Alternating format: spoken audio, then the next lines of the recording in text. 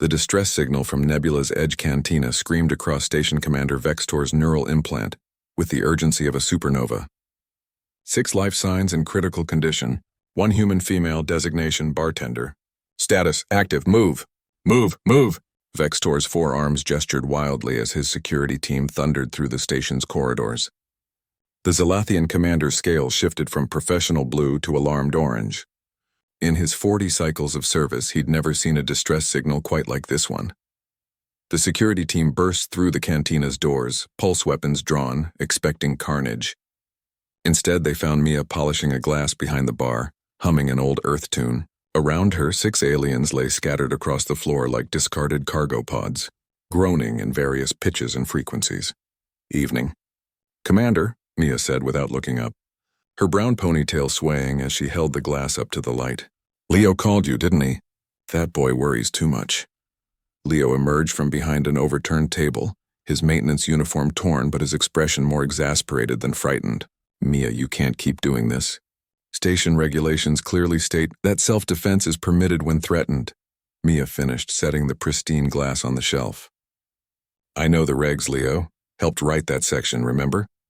Commander Vextor holstered his weapon, his scales fading to confused purple. Lieutenant Chen, what exactly happened here? Leo ran a hand through his black hair. The Crag brothers happened. All 4 of them, plus their 2 more techie friends. They didn't like being cut off. They were at 3 times the legal intoxication limit for their species, Mia added, starting on another glass. I suggested they switch to water. They suggested I learn my place. I suggested they reconsider. They didn't. The commander surveyed the damage.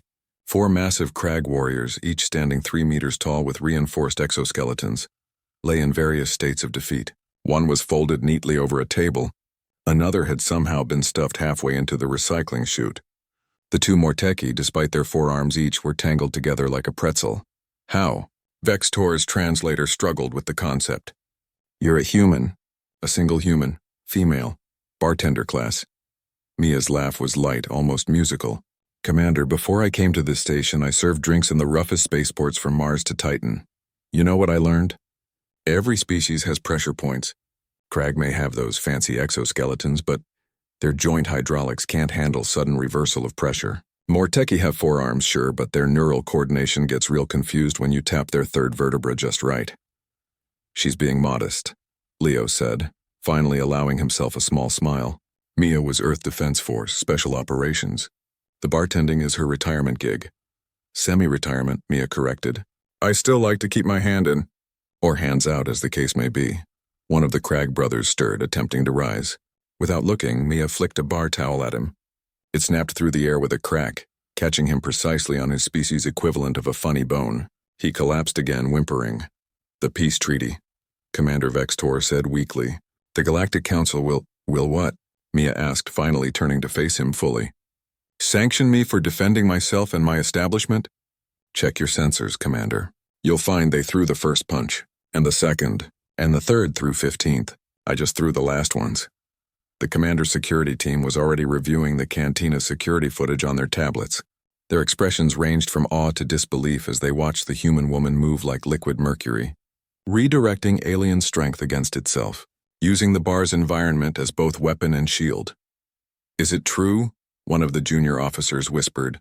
What they say about human adrenaline? Mia overheard and grinned. Adrenaline's just part of it. We humans evolved on a death world, remember? Everything on Earth tried to kill us, the weather, the wildlife, other humans. We got real good at pattern recognition and tactical improvisation.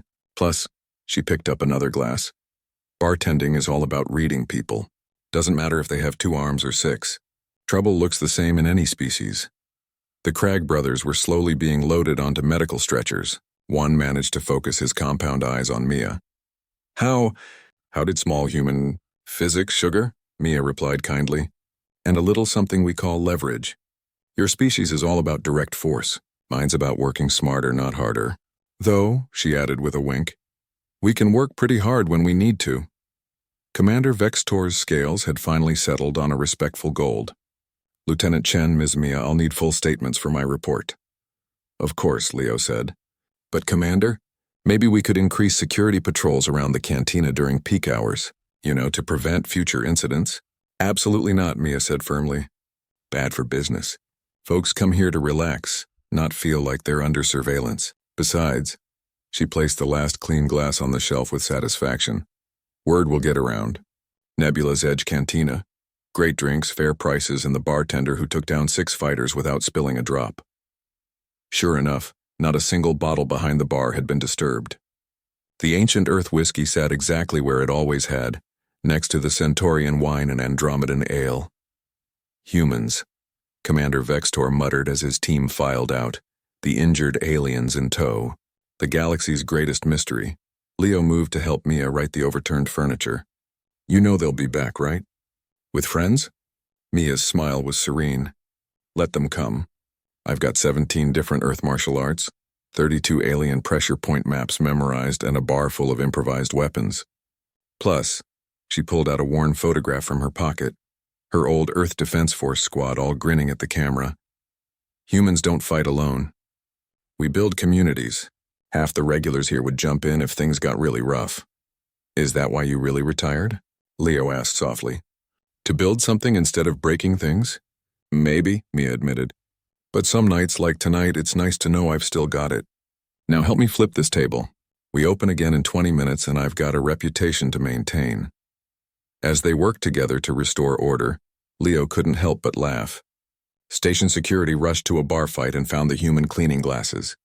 While 6 aliens groaned, Mia finished. It'll make a great story. The kind that reminds folks that humans aren't just tough. We're professionals, even when we're just serving drinks. The cantina was ready for business in 15 minutes. By the time it reopened, a line had already formed outside. Word traveled fast on the station. Come for the drinks, stay for the show, and never ever underestimate the human behind the bar. After all, humanity didn't conquer the stars by being pushovers. They did it one calculated move at a time with a smile and perfect customer service.